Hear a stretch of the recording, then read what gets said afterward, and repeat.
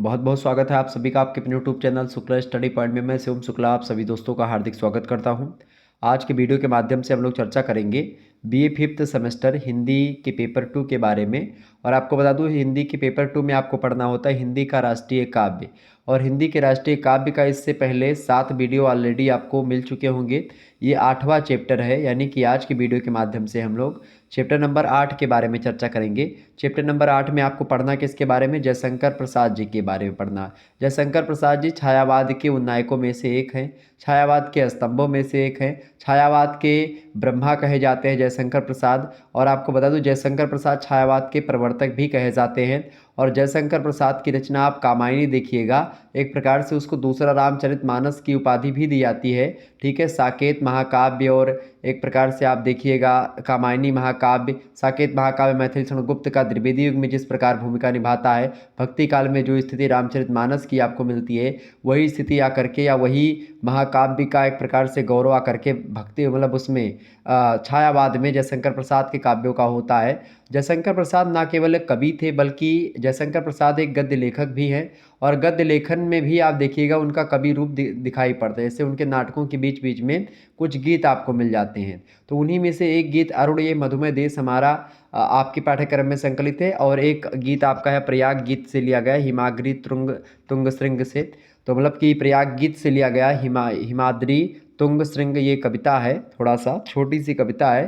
तो ये एक प्रकार से इसके बारे में हम चर्चा करेंगे आज। तो हमको प्रयाग गीत से जो कविता है यानी हिमाद्री तुंग श्रृंग इसकी व्याख्या करनी है। और इसके अलावा अरुण ये मधुमेह देश हमारा इस कविता की व्याख्या पढ़नी है।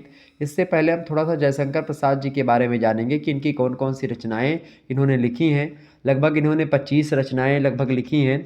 25 ग्रंथ इनके आपको 25 कृतियाँ मिलती हैं, जिनमें से काव्य पुस्तकों का विवरण जो है खास करके काव्य बहुत सारे लिखे और नाटक वगैरह भी लिखे हैं, उपन्यास भी लिखा इन्होंने। ठीक है, मुख्य रूप से इनके 3 उपन्यास हैं। एक तो कंकाल है, एक तितली है, एक इरावती है। इरावती अपूर्ण ही रह गई थी चूँकि इनकी मृत्यु हो जाती बीच में। तो जयशंकर प्रसाद जी के बारे में हम लोग जानने का प्रयास करेंगे चैप्टर नंबर 8 के बारे में। इससे पहले 7 चैप्टर के बारे में मैं ऑलरेडी बता चुका हूं। अगर आप लोगों ने नहीं देखा है वीडियो को तो देख लीजिएगा, जिसमें हमने जो है चैप्टर 1 में चंद्रवरदाई के बारे में समझा और उनकी कविता की व्याख्या हमने देखी। जगनिक की कविता की व्याख्या मैंने देखी। नैनागढ़ की लड़ाई और आल्हा का विवाह वाला जो प्रसंग था आपके पाठ्यक्रम में संकलित, उसकी व्याख्या मैंने देख ली। इसके अलावा हम लोग जो है तीसरे चैप्टर में गुरु गोविंद सिंह के दोहे जो संकलित थे उसके बारे में चर्चा कर लिया।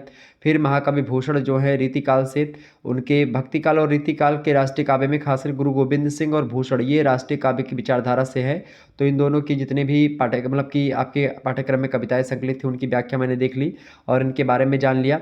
ठीक है, यानी इनका जीवन परिचय, साहित्यिक परिचय, इनकी रचनाएं और खास करके इनके जो कविताएं आपके पाठ्यक्रम में संकलित है उनकी व्याख्या। इसके अलावा हम लोगों ने भारतेंदु और द्विवेदी युग के राष्ट्रीय काव्यों में हमने भारतेंदु हरिश्चंद्र से रिलेटेड चीज़ों को समझ लिया। फिर अयोध्या सिंह उपाध्याय हरियोध की रचना करमवीर जन्मभूमि जो रचना है उसकी व्याख्या देख ली। मैथिली शरण गुप्त जी की रचना थी आर्य और मातृभूमि, इसकी व्याख्या भी हमने देख ली। ठीक है, मैथिली शरण गुप्त की रचना है मातृभूमि और अयोध्या सिंह उपाध्याय हरियोध की रचना है जन्मभूमि। ठीक है, ये बात ध्यान रखिएगा। तो दोनों की व्याख्या हो चुकी। तो यानी भारतेंदु और द्विवेदी युग के राष्ट्रीय काव्य को भी हमने चर्चा कर लिया। यानी इकाई 1 में आपको वीरगाथा काल वाला पढ़ना था, 2 थे चंद्रवरदाई जगनिक, उनको देखा। भक्ति काल रीतिकाल में 2 थे, गुरु गोविंद सिंह एक भूषण, उनको मैंने देख लिया। इसके अलावा भारतेंदु और द्विवेदी युग को मिलाकर के 3 लोग थे, भारतेंदु, अयोध्या सिंह उपाध्याय हरियोध और मैथिली शरण गुप्त। भारतेंदु जी भारतेंदु युग से, द्विवेदी युग से अयोध्या सिंह उपाध्याय हरियोध और मैथिली शरण गुप्त। हालांकि अयोध्या सिंह उपाध्याय हरियोध भारतेंदु युग से भी संबंधित हैं। मैथिली शरण गुप्त मुख्य रूप से द्विवेदी युग के कवि रहे हैं। ठीक है, तो यहाँ तक हम लोगों ने समझ लिया लगभग 7 जो है रचनाकारों के बारे में जिन्होंने राष्ट्रीय विचारधारा से रिलेटेड काव्य को लिखा। अब इसके बाद में हम छायावाद युगीन राष्ट्रीय काव्य में देखेंगे। छायावाद युगीन राष्ट्रीय काव्य में आप देखते हैं जयशंकर प्रसाद का नाम आता है, सूर्यकांत त्रिपाठी निराला, माखनलाल चतुर्वेदी और सुभद्रा कुमारी चौहान, जो कि राष्ट्रीय परंपरा से जुड़े रहे हैं और राष्ट्रीय काव्य लिखा है। मतलब राष्ट्रीयता से रिलेटेड इनके कुछ कविताएं हैं, तो उन्हीं की व्याख्या। तो ये 4 कवियों की व्याख्या हम देखेंगे और कवित्री एक है सुभद्रा कुमारी चौहान जी, उनकी व्याख्या हम लोग देखेंगे। फिर इसके बाद में हम लोग आगे बढ़ेंगे। ठीक है, और छायादत्ता राष्ट्रीय काव्य में घुसेंगे। फिर इस प्रकार से हम लोग आगे बढ़ते रहेंगे। तो आपका सिलेबस लगभग आधा कवर हो चुका है। ये चौथी इकाई से हम चर्चा कर रहे हैं चैप्टर नंबर 8। तो आइए हम जानने का प्रयास करते हैं छायावाद युगीन राष्ट्रीय काव्य में जयशंकर प्रसाद जी के बारे में। जयशंकर प्रसाद जी की अगर बात की जाए तो यहाँ पर आप जयशंकर प्रसाद जी के बारे में थोड़ा सा समझ सकते हैं, जान सकते हैं। शांत गंभीर सागर जो अपनी आकुल तरंगों को दबाकर धूप में मुस्कुरा उठा, या फिर गहन आकाश जो झंझा और विद्युत को हृदय में समाकर चांदी की हंसी हंस रहा। ऐसा ही कुछ प्रसाद का व्यक्तित्व था। छायावाद के प्रवर्तक के रूप में उनका नाम सदैव अमर रहेगा हिंदी साहित्य में। हिंदी साहित्य को कामायनी जैसा महाकाव्य समर्पित कर उन्होंने हिंदी के मस्तक को ऊंचा किया है।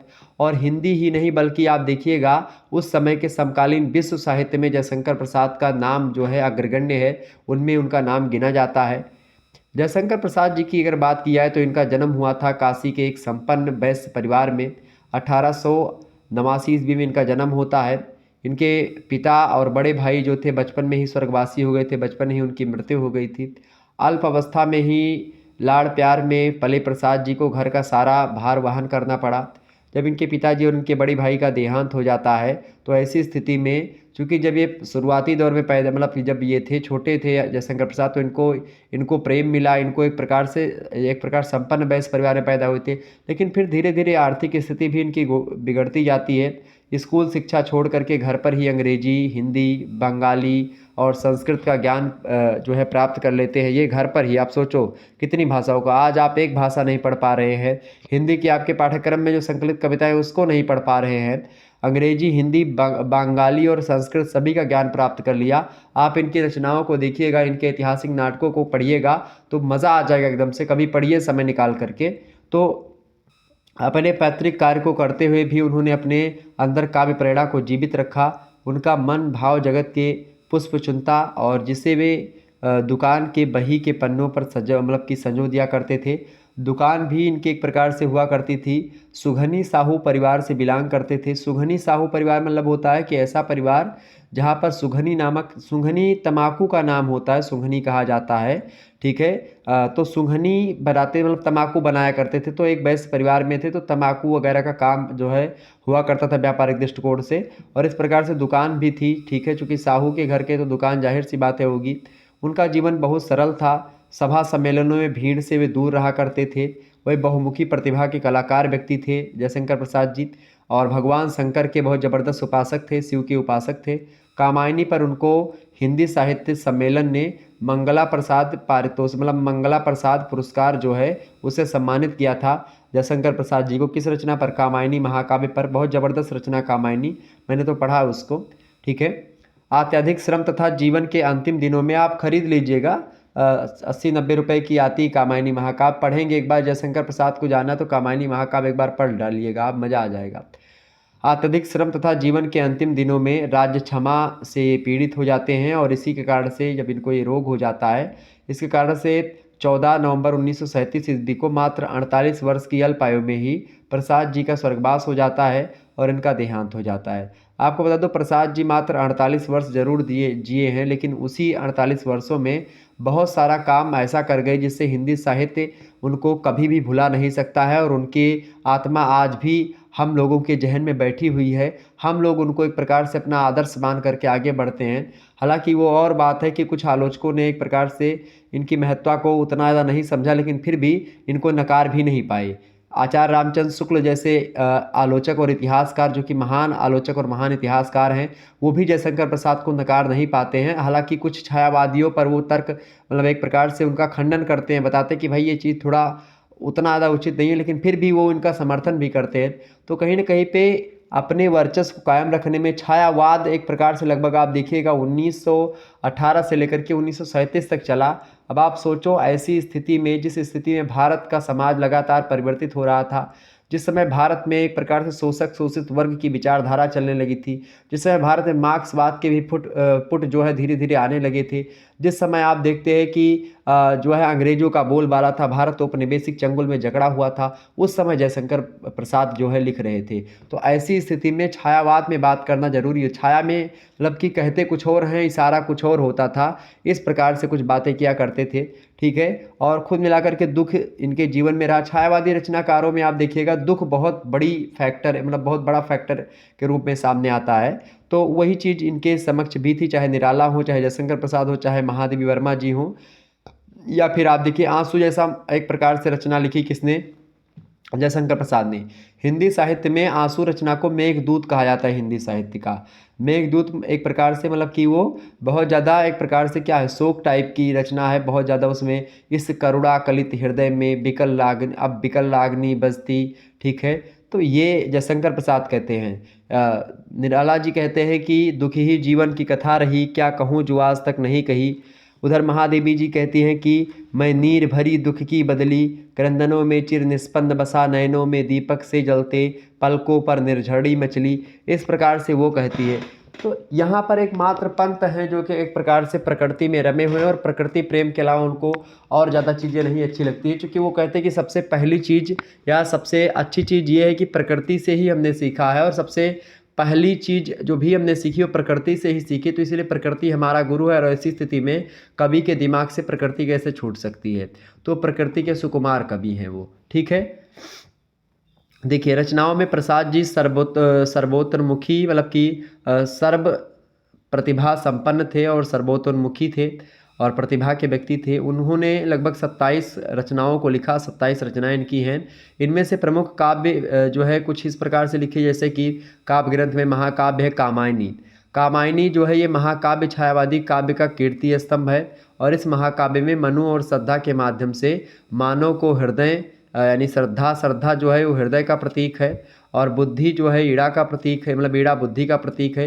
इन्हीं का समन्वय का संदेश दिया गया, यानी एक प्रकार से हृदय और बुद्धि का समन्वय की बात कही गई इसमें। ठीक है, कामायनी में, और कामायनी में 15 सर्ग हैं कुल मिलाकर के, ये बात भी आप ध्यान रखिएगा। अगली रचना इनकी जयशंकर प्रसाद की चित्राधार की बात की जाए तो यह प्रसाद जी जो है ब्रज भाषा में लिखते हैं, और ब्रज भाषा में लिखित काव्य संग्रह है। तो आपसे प्रश्न ऑब्जेक्टिव में ये भी बन सकता है, अगर ऑब्जेक्टिव प्रश्न आपसे पूछा जाएगा कि प्रसाद जी की रचना जो है कौन सी रचना ब्रज भाषा में है, तो आप बताएंगे चित्राधार रचना ब्रज भाषा में है, जो कि एक काव्य संग्रह है। अगली रचना इनकी है झरना जो है प्रसाद जी की छायावादी कविताओं का संग्रह है। छायावादी कविताओं को इन्होंने झरना नामक पुस्तक में संकलित किया है, और इस संग्रह में सौंदर्य और प्रेम की अनुभूतियों का मनोहारी रूप में वर्णन किया गया है।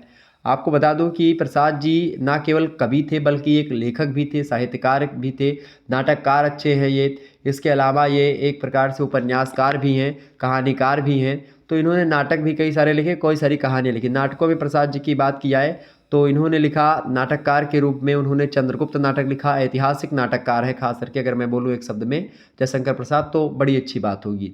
चंद्रगुप्त नाटक, इनके नाटक जो है मंचन की दृष्टि से उतने उपयोगी नहीं हैं जितने अन्य लोगों के नाटक होते हैं, लेकिन फिर भी ऐतिहासिक दृष्टि से अगर देखें तो इनके टक्कर का कोई नाटक नहीं लिखा गया। चंद्रगुप्त नाटक आप देखिएगा, स्कंदगुप्त नाटक आप देखेंगे, ध्रुव स्वामिनी, सब ऐतिहासिक नाटक हैं। सब पुराने जो राजा महाराजा हैं उन्हीं, जो एक प्रकार से ऐसे राजा महाराजा जिनको एक प्रकार से इतिहास ने उतना ज़्यादा गौरव नहीं प्राप्त किया, या इतिहास उनको उतना ज़्यादा प्रभावशाली नहीं मानता, उन राजा महाराजाओं को एक प्रकार से उठाते हैं और उन पर एक प्रकार शोध करते हैं और उन पर लिखते हैं अच्छे तरीके से।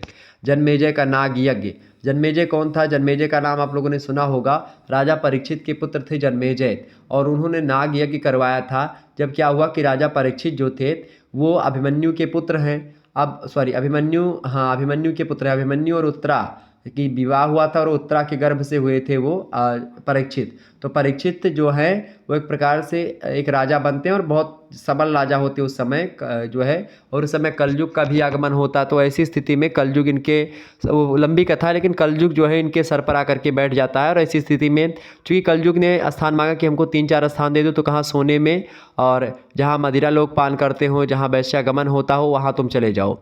तो कलयुग जो है सोने में कहा कि महाराज सोना भी हमको दे दीजिए, तो सोने में भी चला गया।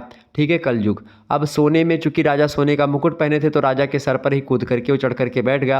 राजा लौट रहे थे शिकार खेल करके, तो इधर एक समीक ऋषि का आश्रम पड़ता था, समीक ऋषि वहीं पर बैठे थे। राजा को प्यास लगी थी, राजा पहुँचे वहाँ पर, बुलाया कि जलम पीऊँ, जल जो है पीने की बात उन्होंने बताई कि जो है जल पिलाइए महाराज। तो समीक ऋषि समाधि लगा करके बैठे थे, और ऐसी स्थिति में क्या हुआ कि राजा जो परीक्षित थे उन्होंने क्या किया, उन्होंने सोचा कि भाई ये ऋषि मेरा अपमान कर रहा है और मैं चक्रवर्ती सम्राट हूँ और मेरा अपमान ये एक ऋषि कर रहा है। तो ऐसी स्थिति में उन्होंने क्या किया, उन्होंने वहीं पर एक सांप मरा हुआ पड़ा था, उसी सांप को, मरे हुए सांप को एक प्रकार से उनके गले में लपेट दिया। किसके? समीक ऋषि के गले में।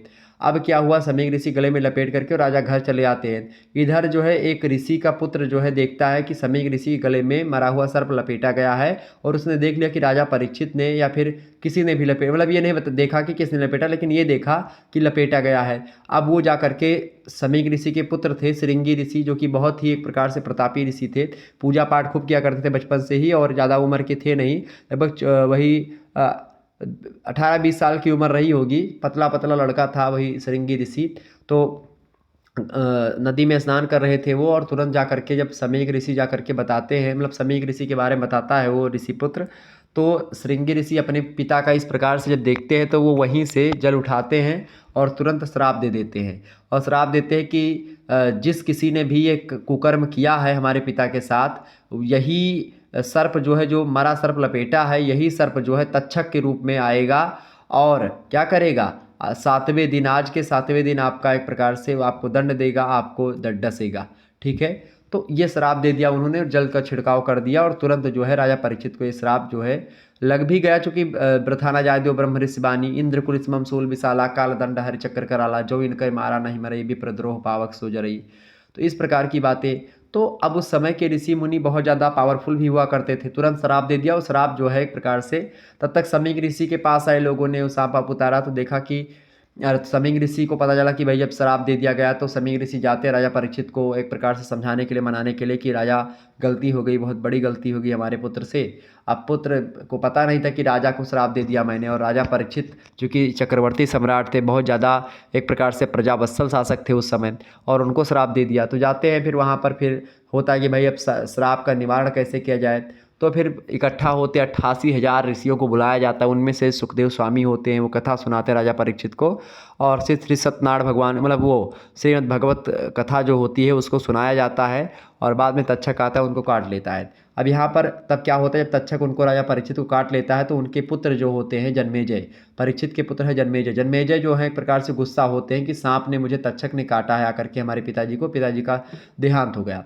अब पिताजी के प्रतिशोध में जन्मेजय जो होते हैं नाग यज्ञ करवाते हैं, और जब वो नाग यज्ञ करवाते हैं, उसी पर एक प्रकार से सारे सांपों को एक प्रकार से यज्ञ कुंड में बुला करके भस्म करवाने लगते हैं। तक्षक जो होता है वो जाकर के, चूंकि इंद्र का मित्र था, तक्षक सर्पों का राजा था, तो वो इंद्र के सिंहासन में जाकर के बैठ जाता है, और इंद्र से कहता है कि रक्षा करो महाराज। इंद्र चूंकि मित्र होते हैं तक्षक के, तो एक प्रकार से वो इंद्र तब देखते हैं ऋषि मुनि, तो तक्षक नहीं आता है जब उसका आवाहन बोलने पर, तो इंद्र के सिंहासन पर चूंकि बैठा हुआ है, तो ऋषियों ने सोचा, अपने दिव्य नेत्रों से देखा कि कहाँ है भाई, तो पता लगा कि भाई इंद्र के उसमें सिंहासन में बैठे हुए। तो वहाँ पर डायरेक्ट जो है जन्मेजय ने कहा कि इंद्र के सिंहासन समेत जो है क्या कर दो, आवाहन बोल दो। तुरंत आवाहन बोल दिया कि आगच्छ भगवान देव चात्र स्थाने स्थिरो भवा यावत पूजाम करिष्यामि तावत त्वयं सानिधो भवा। तुरंत बोल दिया, तुरंत जो है वहाँ से लेकर के तक्षक समेत इंद्रासन सब आने लगा, गड़ गड़ गड़ गड़, यहाँ पर हवन कुंड में भस्म होने लगा। तब ब्रह्मा विष्णु महेश आते रोकते। तो यही जन्मेजय का नाग यज्ञ था। इसके अलावा कामना नाटक लिखा है, ठीक है, एक घूंट नाटक लिखा है। इसके अलावा एक घूंट एक इनकी एकांकी भी मानी जाती है, और हिंदी की पहली एकांकी स्वीकार की जाती है। 1929 में इसका प्रकाशन हुआ था शायद, इसी को हिंदी की पहली एकांकी स्वीकार किया जाता है। विशाख इनका नाटक है, राजश्री नाटक है, कल्याणी एक नाटक है, अजातशत्रु, प्रायश्चित, ये सब इनके नाटक हैं। ठीक है, नाटक जो होते हैं उनकी अगर बात की, नाटकों में कई अंक होते हैं, लेकिन एकांकी में एक अंक होते हैं, इसीलिए इसका नाम एक घूंट है, और इसमें एक ही अंक का नाटक है एकांकी, एक घूंट। ठीक है, इनके उपन्यासों की बात करें तो एक इनका कंकाल उपन्यास है, एक तितली है, और एक इरावती है। इरावती इनकी अपूर्ण रचना, चूँकि इनकी मृत्यु हो जाती है उस समय तक। ठीक है, आगे बढ़ते हैं। कहानी संग्रहों की बात की जाए, चूँकि उपन्यास बहुत बड़े बड़े होते हैं, 300-300 पेज के होते हैं, 200-200 पेज के होते, तो ऐसी स्थिति में 600-600 पेज के उपन्यास भी आप देखेंगे। कहानी संग्रह की बात की तो प्रसाद जी उत्कृष्ट कहानीकार थे, और इन्होंने कई सारी कहानियाँ भी लिखी हैं, और इनकी कहानियाँ जो है भारत का अतीत मुस्कुराता है इनकी कहानियों में। इनकी कहानियों में ऐतिहासिकता के पुट मिलते हैं। इनकी कहानी है प्रकाशदीप, आकाशदीप, ठीक, प्रतिध्वनि, आकाशदीप, आंधी, इंद्रजाल, ये इनकी प्रसिद्ध कहानियाँ हैं। और कहानी संग्रह इनमें कई सारी कहानियाँ भी आपको मिल जाएंगी। ठीक है, प्रतिध्वनि में कई सारी कहानियाँ आपको मिल जाएंगी, आकाशदीप में कई सारी कहानियाँ आपको मिल जाएंगी, आंधी में कई सारी कहानियाँ, इंद्रजाल में कई सारी कहानियाँ। चूँकि ये सब कहानी संग्रह हैं, कई कई कहानियों को संग्रह करके एक पुस्तक बनाया गया है। ठीक है, निबंधों में इन्होंने एक निबंध लिखा था, काव्य और कला नामक निबंध। ठीक है, तो इस प्रकार से जयशंकर प्रसाद के बारे में कुछ बातें आप लोगों ने जानी और समझी। अब हम इनकी रचना जो है, एक कविता जो है एक प्रकार से प्रयाग गीत से ली गई है, हिमाद्री तुंग श्रृंग। हिमाद्री तुंग श्रृंग को पढ़ा कैसे जाता है, सबसे पहले इसको हम पढ़ेंगे, फिर इसके बाद में, जब पढ़ने के बाद में हम लोग इसके बारे में थोड़ा सा समझेंगे। जब भी आपको किसी कविता की व्याख्या करनी तो सबसे पहले 1-2 बार आप कविताओं को पढ़ेंगे तो अच्छे तरीके से सारी चीज़ें आपको ध्यान में आएंगी। ठीक है, देखें। हिमाद्री तुंग श्रृंग से प्रबुद्ध शुद्ध भारती, स्वयं प्रभा समुज्ज्वला स्वतंत्रता पुकारती। अमर्त वीर पुत्र हो दृढ़ प्रतिज्ञ सोच लो, प्रशस्त पुष्य पंथ है बढ़े चलो बढ़े चलो। असंख्य कीर्त रश्मियाँ विकीर्ण दिव्यदा हसी, सपूत मातृभूमि के रुको न सूर साहसी। आराति सैन सिंधु में सुवाग्नि से जलो, प्रवीर हो जयी बनो बढ़े चलो बढ़े चलो। ये कविता जो है किसकी है, ये जयशंकर प्रसाद के द्वारा लिखी गई है। इसमें सबसे पहली बात, विशेषता इस कविता की जब विशेष में आप लिखेंगे, सबसे पहली बात आपके समझ निकल कर के आ रही है कि इसमें एक प्रकार से क्या है, इसमें एक प्रकार से नाद सौंदर्य है, नाद तत्व की एक प्रकार से झलक हमको दिखाई पड़ती है। ठीक है, संदर्भ में आप लिखेंगे सबसे पहले कि प्रस्तुत पंक्तियां जयशंकर प्रसाद के गीत प्रयाग गीत से ली गई हैं, हिमाद्री तुंग शीर्षक से ली गई हैं। ठीक है, अब आपको इसमें क्या है, ये जो प्रसंग है खास करके, इसमें प्रसंग है खास करके एक गंधार के संवेद सैनिक हैं, उन्हीं को उद्बोधित करते हुए राजकुमारी अलका हैं, वो कहती हैं, जिसमें देश और जाति के लिए बलिदान का भाव प्रबल है। प्रस्तुत गीत उसी के बारे में बताया गया कि मतलब अपनी जो है सेना के बारे में सैनिकों को उद्बोधित करती कि भाई साहसी बनो, वीर बनो, आगे बढ़ो। इस प्रकार से थोड़ा होता नहीं कि भाई जय घोष किया जाता है। तो इस गीत में कर्तव्य की याद कराते हुए, समय समय पर उनका मनोबल ऊंचा करती हुई अलका प्रोत्साहित करती हुई सैनिकों को कहती हैं, क्या कहती हैं कि हिमाद्री तुंग श्रृंग से प्रबुद्ध शुद्ध भारती, स्वयं प्रभा समुज्ज्वला स्वतंत्रता पुकारती। पर्वत राज हिमालय के जो ऊंचे ऊंचे शिखर हैं, हिमाद्री तुंग श्रृंग मतलब कि जो ऊंचे ऊंचे शिखर हैं, कहाँ के, पर्वत राज हिमालय के या हिमालय पर्वत के जो ऊंचे ऊंचे शिखर हैं, वहाँ से ज्ञान और पवित्रता की जो मूर्ति हैं, प्रबुद्ध शुद्ध भारती। प्रबुद्ध शुद्ध भारती का सीधा मतलब हो गया यहाँ पर माता सरस्वती, या एक प्रकार से मान सकते हैं वीर सपूत या भारतीय माता। हालांकि यहाँ पर सरस्वती, प्रबुद्ध शुद्ध भारती सीधा सा मतलब पवित्रता और ज्ञान की मूर्ति देवी सरस्वती जो हैं, वो अपने प्रकाश से क्या करती, स्वयं प्रभा समुज्ज्वला, स्वयं के प्रकाश से स्वयं प्रकाशित होती हैं, अपने प्रकाश से प्रकाशित होती स्वयं। स्वतंत्रता का वो प्रतिरूप है, स्वतंत्रता पुकारती, स्वतंत्रता की वो प्रतिरूप माता सरस्वती प्रत्येक भारतवासी से यही पुकार करती हुई कहती हैं कि तुम ना केवल क्या हो, साहसी हो, बल्कि तुम वीर हो, तुम क्या हो, अमर्त वीर पुत्र हो, दृढ़ प्रतिज्ञ सोच लो, प्रशस्त पुष्य पंथ है बढ़े चलो बढ़े चलो। क्या कहा कि अमर्त वीर पुत्र हो, अमर्त वीर मतलब एक प्रकार से तुम अमरों की संतान हो, तुम केवल साहसी और वीर नहीं हो, अमरों की संतान भी हो, देश देव जाति के रक्त से उत्पन्न कालजयी हो तुम। और इसके अलावा कालजयी मतलब कि समय का जिसको कोई ध्यान या समय का एक प्रकार से वो नहीं रहता मापदंड की समय इतना ही है। कालजयी रचनाएं बहुत सारी होती, कालजयी का मतलब होता है कि समय का अतिक्रमण करती हुई। जैसे कुछ रचनाएं ऐसी हैं जो कि छायावाद में भी छायावाद के मापदंडों पर सिद्ध होती हैं, और वही रचनाएं आप देखिएगा प्रगति और प्रयोगवाद में भी सिद्ध होती, वही रचनाएं द्विवेदी के मापदंडों पर भी खरी उतरती हैं, तो वो कालजयी रचनाएं होती हैं। जैसे रामचरितमानस कालजयी रचना है, आज वर्तमान में भी प्रासंगिक है। जयशंकर प्रसाद की छायावाद की जो रचना कामायनी है, साकेत महाकाव्य, सब कालजयी रचनाएं हैं। ठीक है, तो अमर्त वीर पुत्र हो, दृढ़ प्रतिज्ञ सोच लो, प्रशस्त पुष्य पंथ है बढ़े चलो बढ़े चलो। यहाँ पर कहा गया है कि तुम वीर हो, तुम साहसी हो, तुम मृत्यु को भी जीत सकते हो, अमर्त वीर पुत्र हो, दृढ़ प्रतिज्ञ सोच लो, प्रशस्त पुष्य पंथ है बढ़े चलो बढ़े चलो। यहाँ पर कवि जयशंकर प्रसाद जी अलका के माध्यम से कहलवाने का प्रयास करते, सैनिकों को एक प्रकार से मोटिवेट करने के लिए कहा गया कि भारतीय आगे बढ़ जाने के बाद में कभी पीछे नहीं हटते, और जब दृढ़ संकल्प हो जाता है किसी के साथ, पक्की इरादा हो जाती है, आप अगर दृढ़ संकल्प के साथ आगे बढ़ेंगे तो अपने मार्ग से कभी विचलित नहीं होंगे, कभी पीछे नहीं हटेंगे। तो इसलिए दृढ़ प्रतिज्ञ सोच लो, अपनी प्रतिज्ञा एकदम से दृढ़ कर लो कि हमको आगे ही बढ़ना, चूंकि तुम अमर वीर संतानों की पुत्र हो, तुम साहसी हो, तुम शौर्यशाली हो, तुम एक प्रकार से बहुत वीरों के पुत्र हो, और इसीलिए कर्तव्य का मार्ग जो है पवित्र है और मुक्त रूप से तुम्हारे सामने स्वागत के लिए फैला हुआ है। खास करके कर्तव्य का पवित्र मार्ग आपको पुकार रहा है, आप आगे बढ़ो। एक बार सोच लो, पूर्व पुरुषों की परंपरा से अपने आप को मिला लो कि हमारे पूर्वज लोग कैसे थे, हमारे अतीत का गौरव कैसा था, ये सारी चीज़ें आप सोच लो, उसके बाद में आगे बढ़ो। चूँकि आपके पूर्वजों ने लड़ते हुए अपनी प्राणों की बलिदान दे दी, लेकिन पीछे हटना स्वीकार नहीं किया। तुम अपने जातीय गौरव पूर्ण इतिहास को एक प्रकार से बनाए रखो, और अगर बनाए रखना चाहते भी हो तो अपने समायोजित त्याग और बलिदान के मार्ग पर आगे बढ़ो, उसमें सफलता और सम्मान अर्जन करो। ये अलका जो है लगातार गंधार के संवेद सैनिकों को उद्बोधित करते हुए कहती है कि आगे बढ़ो, सफलता और सम्मान का अर्जन करो, अन्यथा तुम किसी भी निर्णय के लिए स्वयं हो। प्रशस्त पुष्य पंथ है, तुम्हारा मार्ग जो है वो प्रशस्त है, एकदम से बुला रहा है। अपने मार्ग पर हमेशा डटे रहो, एकदम दृढ़ संकल्प पक्की इरादा के साथ, और बढ़े चलो आगे बढ़ते रहो। कर्तव्य पालन के मार्ग का सही चुनाव ही तुम्हारे लिए श्रेष्ठ और योग्य है। अगर आपका कर्तव्य सही नहीं है तो आपका मार्ग भी गलत हो जाएगा। आप मार्ग और कर्तव्य दोनों अपना एकदम से क्लियर करके आगे बढ़ते रहो और उद्घोष करते रहो। माँ भारती का आंचल जो है अमर करते रहो, और उनके आंचल में एक प्रकार की भी दाग मत लगने देना। ये एक प्रकार से वहाँ पर ये विशेषता। यहाँ पर एक प्रकार से एक बात अपने जो युवा हैं, युवा शक्ति को जगाने का काम भी जयशंकर प्रसाद छायावादी एक प्रकार से विशेषताओं के माध्यम से कहने का प्रयास करते हैं। आगे कहते हैं, आगे क्या कहते हैं भैया, आगे कहते हैं असंख्य कीर्त रश्मिया विकीर्ण दिव्य दाहसी, सपूत मातृ भूमि के रुको न सूर साहसी, आरातिशयन सिंधु में सुआ वाग्नि से जलो, प्रवीर हो जयी बनो, बढ़े चलो।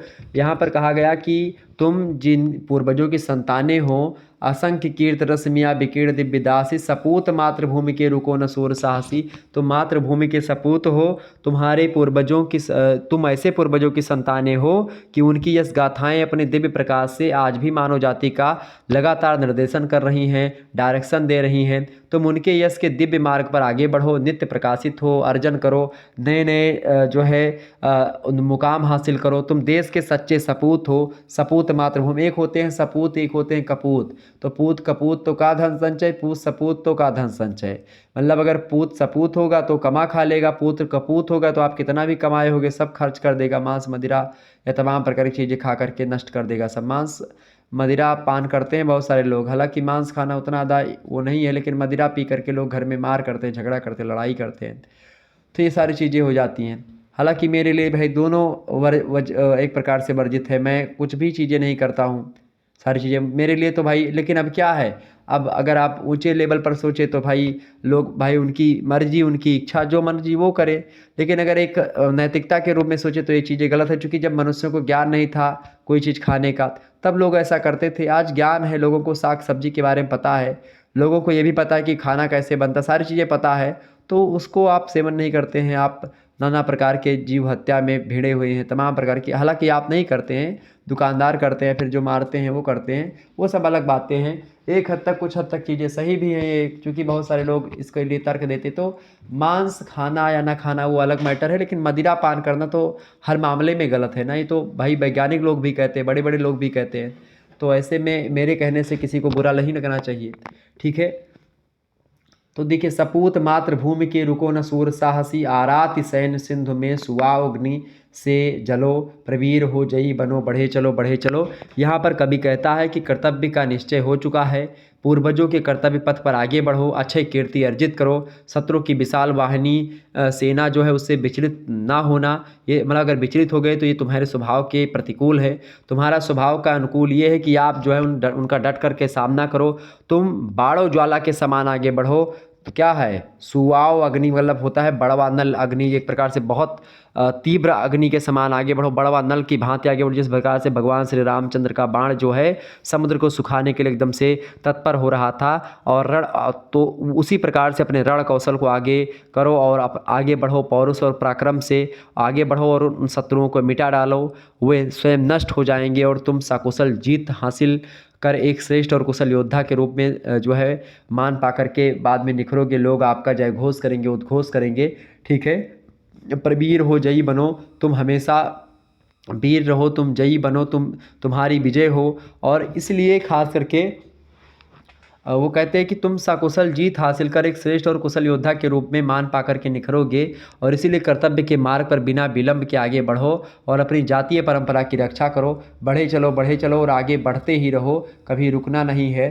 ठीक, इस प्रकार से एक उद्घोष है, एक मोटिवेशन है यहाँ पर, और इस प्रकार से आगे बढ़ने की बात यहाँ पर की जा रही है। ठीक है, और कहाँ पर आगे बढ़ने के लिए? अपनी मातृभूमि की रक्षा के लिए आगे बढ़ने की बात यहाँ पर की जा रही है। और ये एक प्रकार से जयशंकर प्रसाद की रचना है। जयशंकर प्रसाद ने इसको लिखा है। नाद सौंदर्य और ओजपूर्ण संपन्न इन पंक्तियों में जातीय गौरव का प्रस्तार किया गया है और बताया गया उसके बारे में। अगली जो आपकी कविता है जयशंकर प्रसाद की, वो है अरुण ये मधुमय देश हमारा। अरुण ये मधुमय देश हमारा मुख्य रूप से कोई कविता नहीं है, ये एक गीत है, और ये गीत एक नाटक में संकलित है। ये बात भी आपको मैं बता दूं, ये नाटक है मेरे प्यारे दोस्तों। जयशंकर प्रसाद जी ने एक नाटक लिखा है, चंद्रगुप्त नाटक है। आप लोगों ने सुना होगा नाटक के बारे में, अभी मैंने शुरुआत में ही बताया। तो चंद्रगुप्त नाटक जो है उसका द्वितीय अंक अगर आप खोलेंगे तो द्वितीय अंक के शुरुआत में ही सेलुकस की एक पुत्री है, सेलुकस की, और सेलुकस की पुत्री का नाम है कार्नोलिया। ठीक है, तो कार्नोलिया के द्वारा जो है इस गीत को गाया गया है। अब कार्नोलिया जो है इस गीत को गाती है और भारतीय सभ्यता और संस्कृति के प्रति चूँकि वो बहुत ज़्यादा एक प्रकार से जो है गौरवान्वित महसूस करती है अपने आप को कि वो भारत में आ गई है, और चूँकि वो भारत के एक प्रकार से भारत की विशेषता और भारत की गौरव गाथा, भारत की अमर कहानी को इस गीत में बताती है। कौन? ये विदेशी पुत्री है, सेलुकस की पुत्री है, यवन की कन्या है कार्नोलिया, और वो अपने मुखार बिंदों से इस प्रकार के गीत गाती है। भारतीयों के ज्ञान, गरिमा, प्रेम, करुणा और यहाँ के मनोरम प्राकृतिक पर्यावरण और तमाम प्रकार के मानवीय भावों से परिचित है, प्रभावित हुई थी, और वही सारी जो प्रभाव उसको मिला यहाँ से, जो वहाँ पर उसने देखा, वही चीज़ वो एक प्रकार से नाटक के माध्यम से गीत जो है प्रस्तुत करती है और कहती है। क्या कहती है कार्नोलिया? तो आप संदर्भ में क्या लिखेंगे कि प्रस्तुत पंक्तियाँ जयशंकर प्रसाद द्वारा रचित नाटक चंद्रगुप्त नाटक के द्वितीय अंक के द्वितीय अंक के प्रारंभ में संकलित, मतलब कि चंद्रगुप्त नाटक से संकलित है, मतलब चंद्रगुप्त नाटक से उद्धृत है, और खास किस से उद्धृत है? अरुण या मधुमय देश हमारा शीर्षक से हमारे पाठ्यक्रम में उद्धृत है, समाहित है। ठीक है, तो ये आप लिख सकते हैं। प्रसंग में यही चीज़ लिख सकते हैं कि भाई वो बताती है भारतीय गौरव गाथा के बारे में बताते हुए कहती है कि सारी चीज़ें। तो प्रसंग में आप चाहे इस बात को लिख सकते हैं, चाहे आप संदर्भ में लिख सकते हैं। तो ये बात ध्यान रखिएगा कि भाई ये चंद्रगुप्त जो है ये चंद्रगुप्त नाटक की बात है, और सेलुकस की पुत्री है कार्नोलिया। सेलुकस निकेटर जो है वो सेनापति था उसका, उसी की पुत्री थी कार्नोलिया, उसी के द्वारा भारतीय गौरव गाथा की गई है। और कहा गया कि अरुण ये है मधुमय देश हमारा, जहाँ पहुँच अनजान क्षितिज को मिलता एक सहारा, सरल ताम्रस गर्भ विभा पर नाच रही तरु शिखा मनोहर, छिटका जीवन हरियाली पर मंगल कुमकुम सारा, अरुण ये है मधुमय देश हमारा। ये एक गीत है और इसको गाया जा सकता है बहुत ही जबरदस्त तरीके से। लघु सुरधन से पंख पसारे, शीतल मयल समीर सहारे, उड़ते खग जिस ओर मुँह किए, समय नीड़ निज प्यारा, अरुण ये मधुमय देश हमारा। बरसाती आँखों के बादल बनते जहाँ भरे करुणा जल, लहरें टकराती अनंत की पाकर जहाँ किनारा, अरुण ये मधुमय देश हमारा। हेम कुंभ ले उषा सवेरे, भरती ढुलकाती सुख मेरे, मंदिर ऊँघते रहते जब जग कर रजनी भरतारा, अरुण ये मधुमय देश हमारा, अरुण ये मधुमय देश हमारा। ये एक गीत है और इसको बहुत ही ज़बरदस्त तरीके से गाया जा सकता है। हालांकि मेरी राग वाग है नहीं तो इसीलिए मैं गा नहीं पा रहा हूँ, बाकी नहीं तो आपको गा करके मैं सुनाता अच्छे तरीके से। देखिए, अरुण ये है मधुमय देश हमारा, वो एक प्रकार से व्याख्या करती हुई कार्नोलिया गाती है। व्याख्या में आप लिखेंगे कि कार्नोलिया गाती है कि यह हमारा देश जो है वो प्राकृतिक सुषमा तथा सौंदर्य का भंडार है।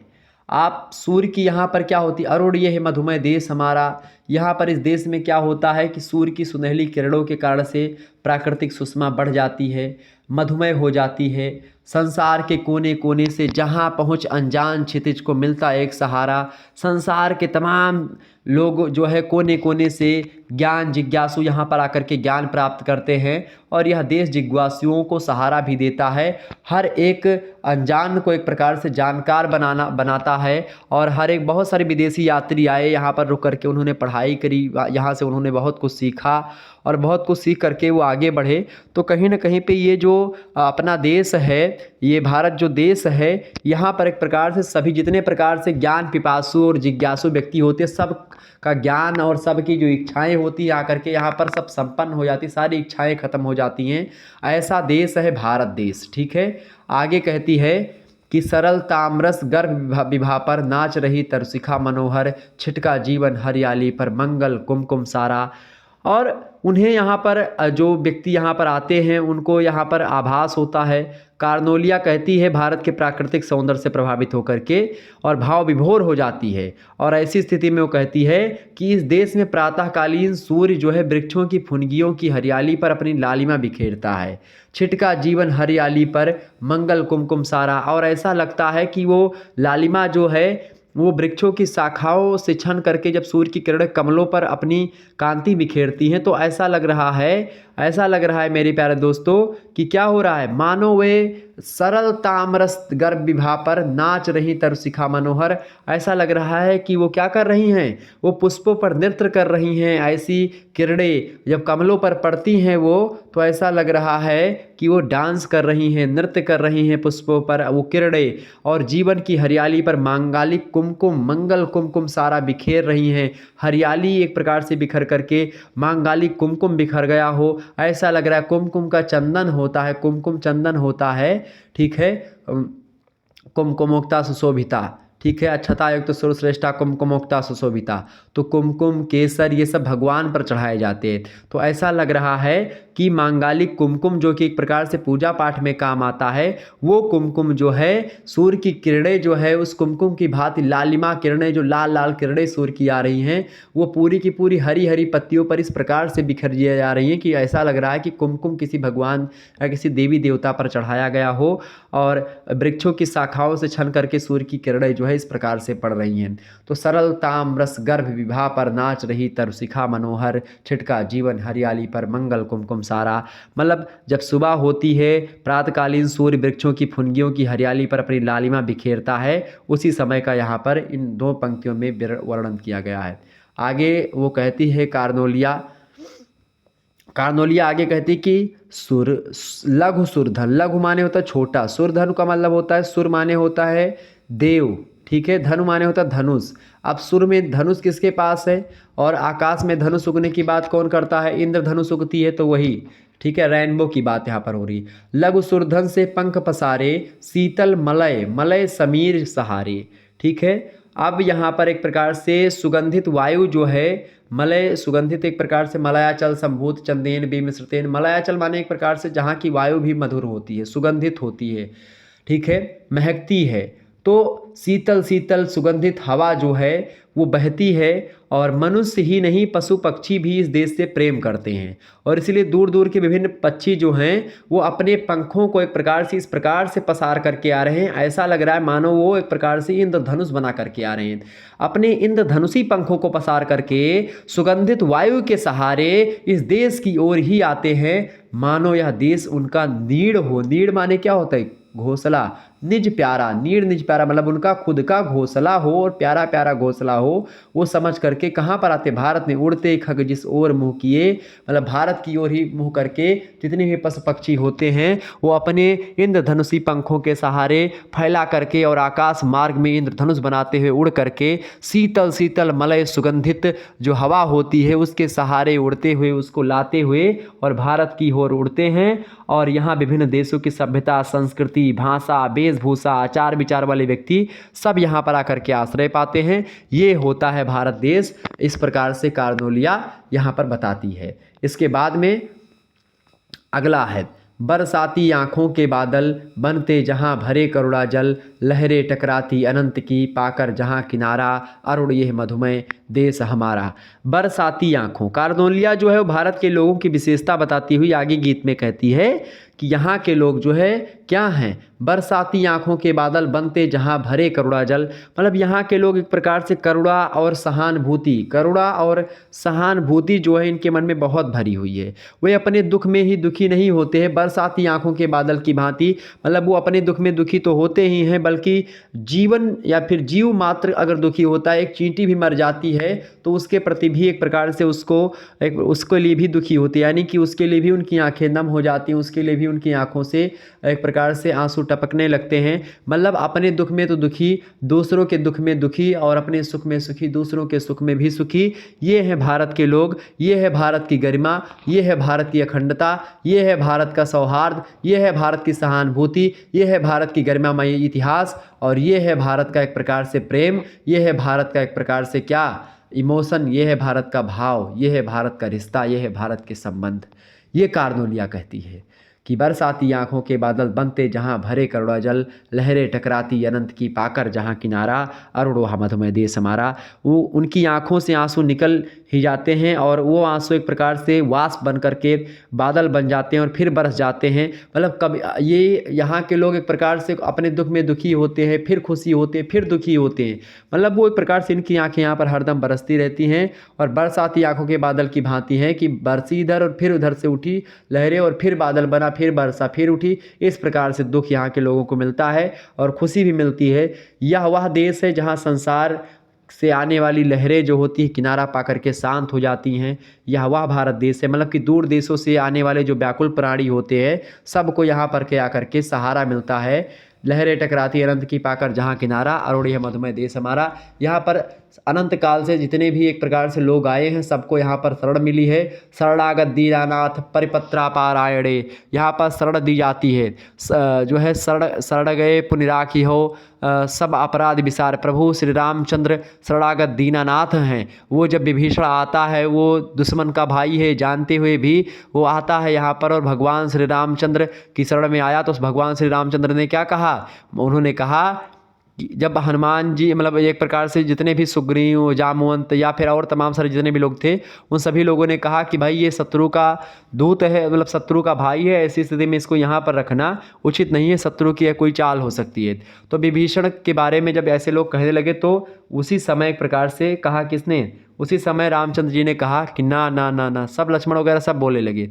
तब भगवान श्री रामचंद्र क्या कहते हैं, जानते हैं क्या कहते हैं कि शरण गए प्रभु राखी हैं सब। मतलब एक नहीं, प्रभु श्री रामचंद्र कहते हैं यहाँ पर कि जो है शरणागत को राखी हैं, मुझे ध्यान नहीं आ रहा है चौपाई, लेकिन वहाँ पर है कि जैसे कि पामर की भांति उसको एक प्रकार से दंड मिलता है। जो है शरणागत को जे तजहि, याद आ गया मुझे, तुलसीदास जी कहते हैं रामचंद्र जी के मुखार बिंदों से कि शरणागत को जे तजहि निज अनहित अनुमान, ते नर पामर पाप में तिन्ह बिलोकत हान। मतलब तिनको देखने से, बिलोकत मतलब देखने से भी पाप चढ़ता है। जो शरणागत या किसी आए हुए व्यक्ति को भगा देता है यहाँ से, वो पापी व्यक्ति होता है, उसको देखने पर भी पाप चढ़ जाता है।